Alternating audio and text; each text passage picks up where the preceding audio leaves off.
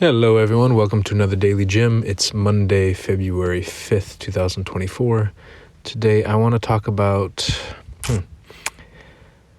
how I don't see people as terrorists. I see people as people who intend to make other people feel terror, often because they are feeling terror themselves or terrified. I'll clean up that title when I actually post.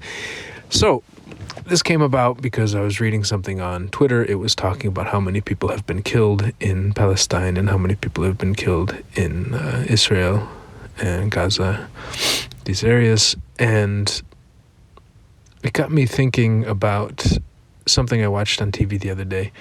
There was a news clip. This man, Dan Crenshaw, I believe his name is, former or current representative, I think former representative in the U.S., he was being interviewed and they asked him what the U.S. should do in response to the attacks by, I think, Iran-backed Houthi rebels or something. I'm not sure if it was Houthi or not. There were attacks that killed 3 American soldiers in Iraq, I believe, like a week ago. And so he asked, what should we do in response? And his answer was that we should escalate the attack so much that it deters Iran or the other side from attacking back. So his answer was almost like, if somebody comes at us and takes our eye out, we should go and we should destroy their whole family. So it's kind of ignoring the whole eye for an eye law of Hammurabi back in the day, which was hailed as progress for humanity. And then let's not even talk about how Jesus said, turn the other cheek, and was it Gandhi or Jesus or somebody said, an eye for an eye will leave the whole world blind. So we had apparently some progress on that, but it comes back to this idea that if somebody hurts us, we should hurt them even more to deter them. What does deter mean? Typically, I think deter is to instill so much pain and therefore fear in them that they don't want to do it again in the future. And I think a lot of the laws in the U.S. are built on this, or people think they're built on this. We put certain things in place and we put punishments in place so as we to deter other people, therefore instill fear or maybe terror in them so that they don't commit this act ever again. And I talk about it this way because I think so often I see people go, this person is a terrorist. And it becomes like a battle between, this is a good person, they're a bad person and I'm a good person. And we attach these labels. You are wholly bad or you're wholly good, instead of looking at the action that they did. Because more often than not, a lot of the claims of hypocrisy are like, you did the same thing that you're fighting against. But I wonder a lot of times if we don't fight against things, but we're fighting against people. We're not fighting against their actions or their behaviors, we're fighting against people. And so for me, one of the things that keeps, I think, my sanity in relationships, in looking at politics and looking at things, some of this stuff, is that to not label somebody as a terrorist, but say that they did an act of terror, or more likely their behavior and their intention with the behavior was to instill terror into a different group. And then to realize probably they're doing that because they feel terrified and scared and they want the thing to stop. There's anger, there's fear in there, there's pain. Because you have this Dan Crenshaw saying, what we need to do is we need to go escalate the conflict so much that these people feel deterred. Which, again, isn't that feeling that they feel terrified? So the way to beat quote-unquote terrorists is to terrify them? Maybe they're quote-unquote terrorists because they're already terrified.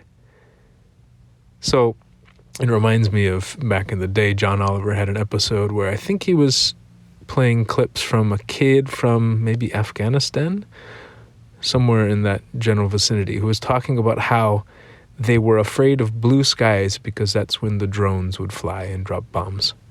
And so he said, congratulations, America, we've made little children afraid of blue skies.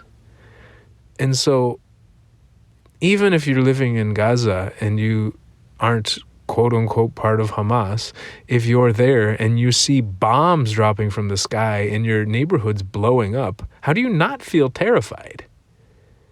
And Is that our goal? Is our goal to make other people feel terrified? Why do we want to make other people feel terrified? Unless we are feeling terrified ourselves. So how do we work on this fear? It's okay to feel terrified. It's okay to, I feel terrified of a lot of things. But how do we accept that? I wrote a blog post many, many years ago. It was called The War on Feeling Terror. Because I think a lot of times we're actually just fighting against the feeling of terror, not in wanting to get rid of the things that are making us feel terror. This thing makes me feel terrified, so therefore I'm going to squash it and get rid of it. I don't know. It frustrates me when I see people say, oh, they're a terrorist. I'm like, but you're both doing the same activities in some ways. If some guy walks into with a suicide bomb vest on and blows up a mall, how is that different than somebody coming in and dropping a bomb from the sky onto a mall?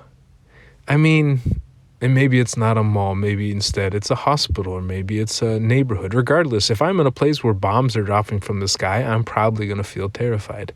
Just like I feel terrified if I see that there's a mass shooting in my neighborhood, or if there's a bomb going off in a couple miles away or a couple cities away.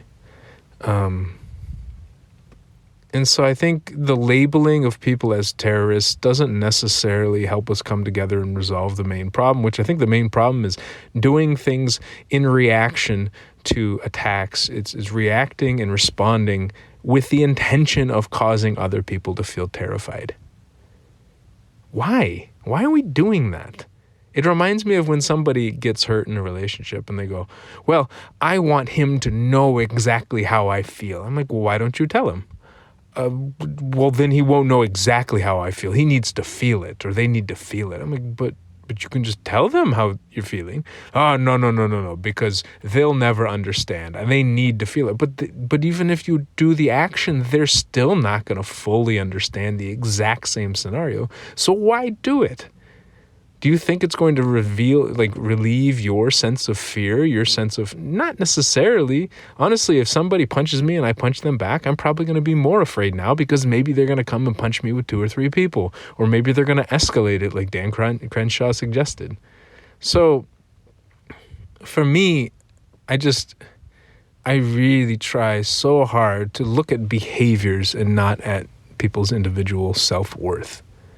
If I don't like labeling people with terrorist or saint or like any of these adjectives that give them a good or bad label, and they're wholly good or they're wholly bad. I mean, I tend to think everyone's kind of a saint, but if I'm going to label everyone as a good person, and then look at their behaviors and look at my behaviors and see how maybe we're doing very similar things to hurt each other.